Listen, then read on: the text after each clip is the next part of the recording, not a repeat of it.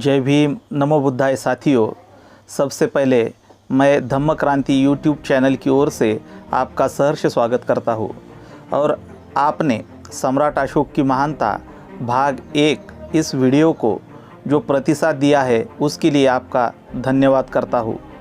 सम्राट अशोक एक आदर्श शासक और प्रतिभा संपन्न दार्शनिक राजा थे। अपने महानतम कार्य से वह विश्व के लिए शक्ति, शांति, उदारता, न्याय और दान का आदर्श प्रतीक बने हैं। सम्राट अशोक ने अपने कार्य से विश्व को स्वतंत्रता, समानता और विश्व बंधुता का संदेश दिया है, जो आज भी विश्व को मार्गदर्शक तथा अनुकरणीय है। ऐसे महान सम्राट अशोक की महानता का परिचय देने वाला सम्राट अशोक की महानता भाग 2 यह वीडियो आज हम देखने जा रहे हैं। सम्राट अशोक की महानता भाग 2। इस वीडियो में आज हम सम्राट अशोक के 5 महान कार्य देखेंगे। पहला, शिक्षा विषयक कार्य। सम्राट अशोक ने अनेकों विहार तथा महाविहारों के माध्यम से शिक्षा संस्थानों का निर्माण किया था। अनेकों विश्वविद्यालयों का भी उन्होंने निर्माण किया था। उनके अथक प्रयासों से शिक्षा सभी लोगों तक पहुंची थी। पत्थरों पर लिखावट का काम करने वाले कारीगर भी साक्षर तथा शिक्षित हुए थे। लोग बहुभाषिक भी हुए थे। सम्राट अशोक के शिक्षा विषयक कार्य से तब भारत की साक्षरता का प्रमाण 32% था। महिलाओं में भी शिक्षा का प्रसार हुआ था और वह शासन प्रशासन व्यवस्था में अधिकारी के पद पर कार्य करती थी। सम्राट अशोक के शिक्षा विषय कार्य से उस काल में भारत सही मायने में ज्ञानी तथा प्रबुद्ध बना था। दूसरा, भाषा विषयक कार्य। तथागत बुद्ध ने अपने धम्म उपदेश पाली भाषा में दिए थे। पाली भाषा यह बुद्ध वचन की भाषा है। वैसे ही वह मगध साम्राज्य की बोली भाषा थी। तब पाली पूरे देश की भाषा थी। वह राष्ट्रभाषा थी। पाली भाषा पूरे मौर्य साम्राज्य में बोली जाती थी, समझी जाती थी, लिखी जाती थी और पढ़ी भी जाती थी। सम्राट अशोक ने पाली भाषा को राजभाषा का दर्जा दिया। पाली को उन्होंने अपने शासन के कामकाज की भाषा बनाया। अपने शासन आदेश वह पाली भाषा में लिखते थे। अपने अभिलेख भी उन्होंने पाली भाषा में ही लिखवाए थे। पूरे मौर्य साम्राज्य के लिए एक भाषा की योजना बनाने वाले वो महान सम्राट थे। सम्राट अशोक के इस भाषा विषयक कार्य से समूचा देश एक सूत्र में पिरोया गया था।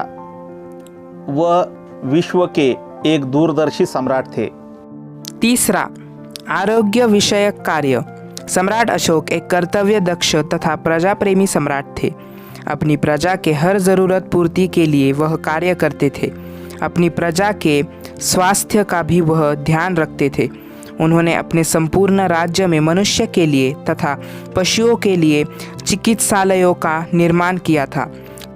साथ साथ औषधालयों की भी उन्होंने स्थापना की थी।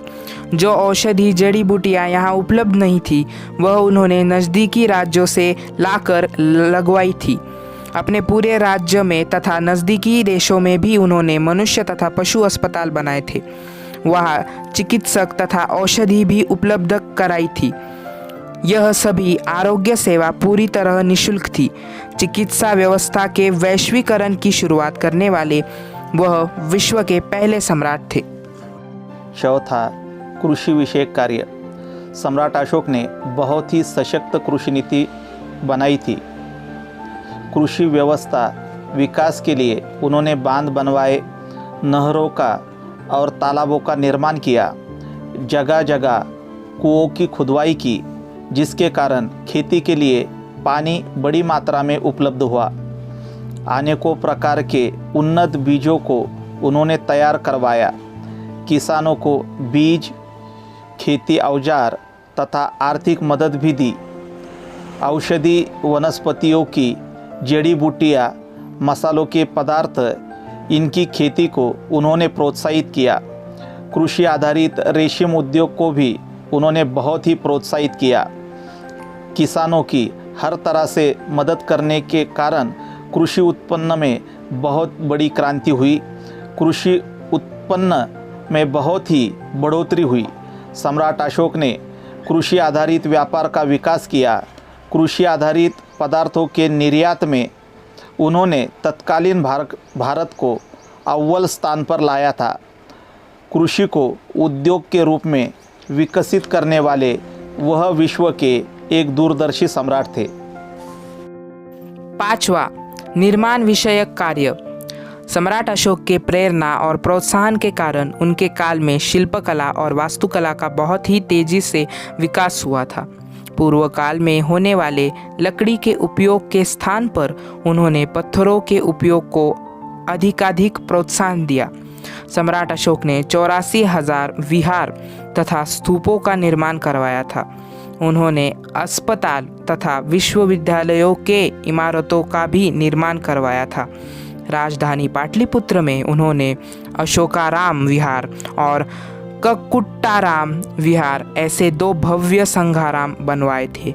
जिन जिन स्थानों पर तथागत बुद्ध के जीवन की विशेष घटना घटी, उन स्थानों पर उन्होंने स्तंभ, स्तूप या विहारों का निर्माण किया। उनके मथुरा अभिलेख में अनेक विहारों के नाम अंकित है।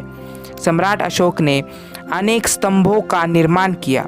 इन स्तंभों पर प्राणियों की शिल्पाकृति बनवाई और स्तंभों पर महत्वपूर्ण संदेश तथा जानकारी लिखवाई थी।